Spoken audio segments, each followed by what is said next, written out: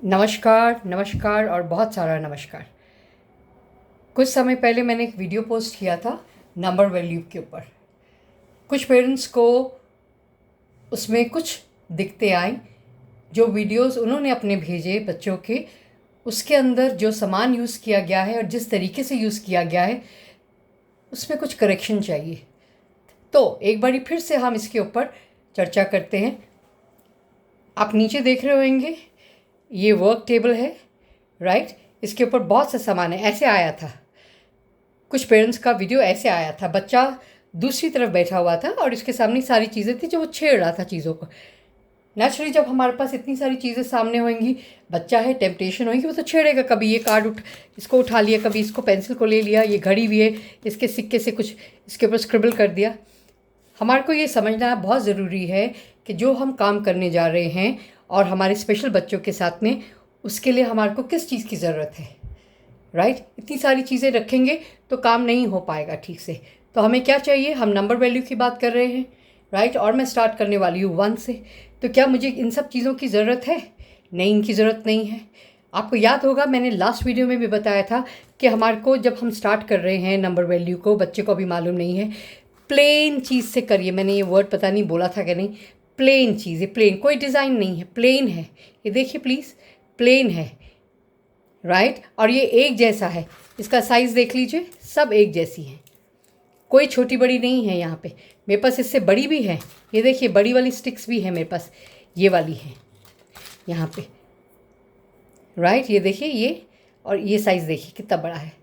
या तो मैं इसी साइज़ का लूँ या इस साइज़ का लूँ, एक साइज़ में भी वेरिएशन नहीं होगी।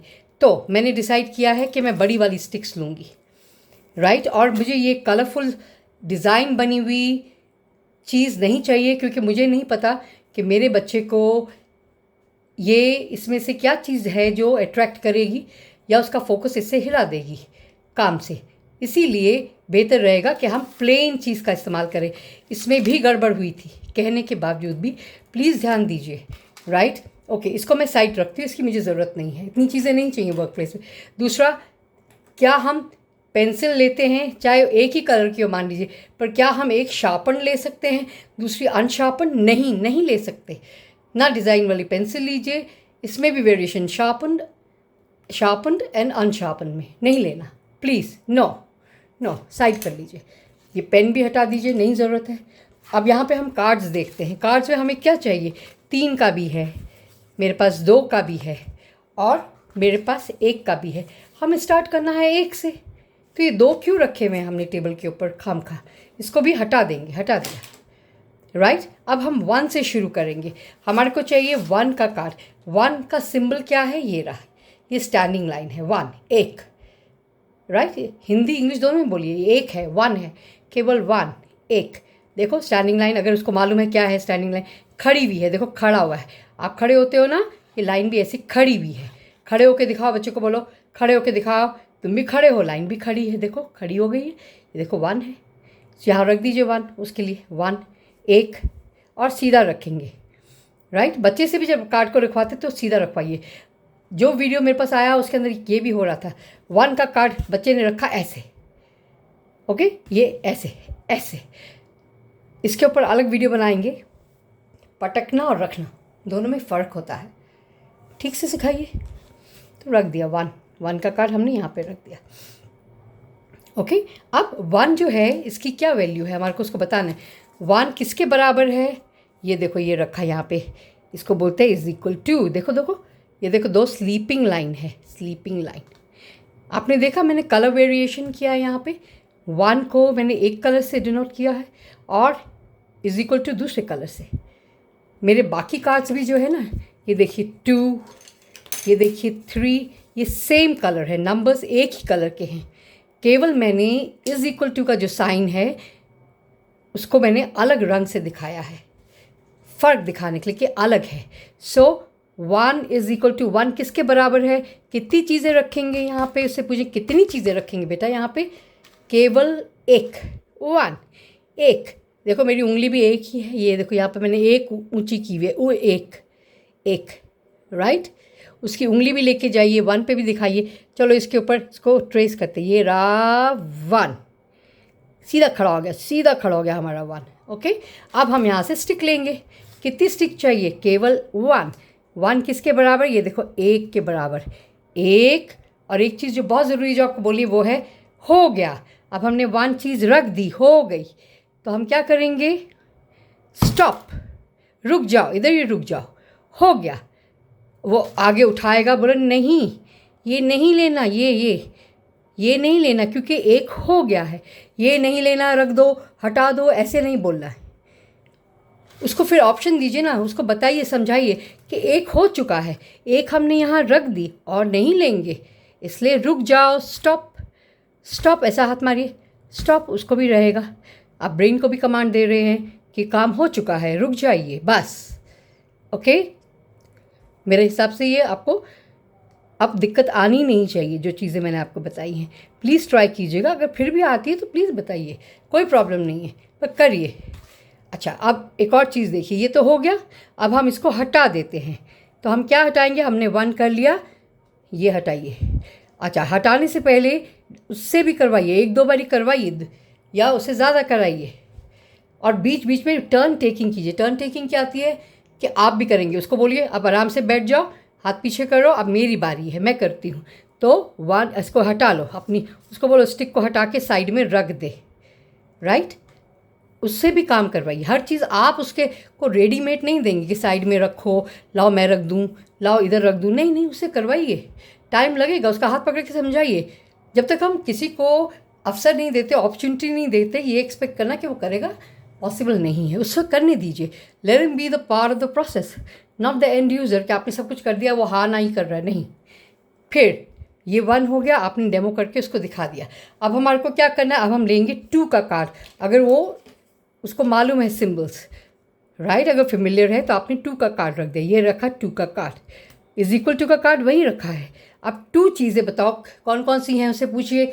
घर में आसपास होएगी, या जैसे हमारे 2 कान हैं, 2 हाथ हैं, 2 टांगें हैं, 2 आँखें हैं, इस तरीके से वो भी पूछिए। और साथ में ये है 2, उसकी फिर उंगली लेके जाइए, इसके ऊपर ट्रेस करवाइए, ये रहा 2, ये और ये किक मार दिया, ये गोल एंड किक, 2 ऐसे लिखा गया, ठीक हो गया।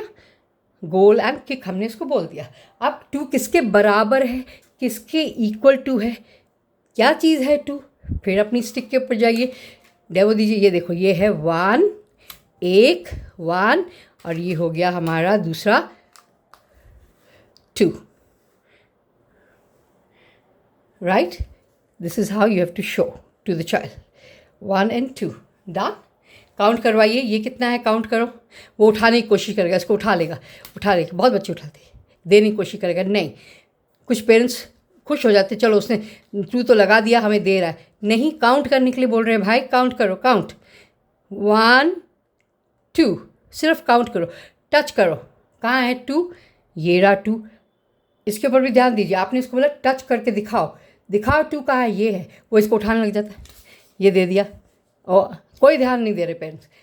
हमने नहीं बोला, देने में और दिखाने में फ़र्क है। देना क्या है, ये उठाओ 2 दे दो, ये लो दे दिया। दूसरा 2 वहीं रहेगा, टच करके दिखाओ, कहाँ है, ये रहा।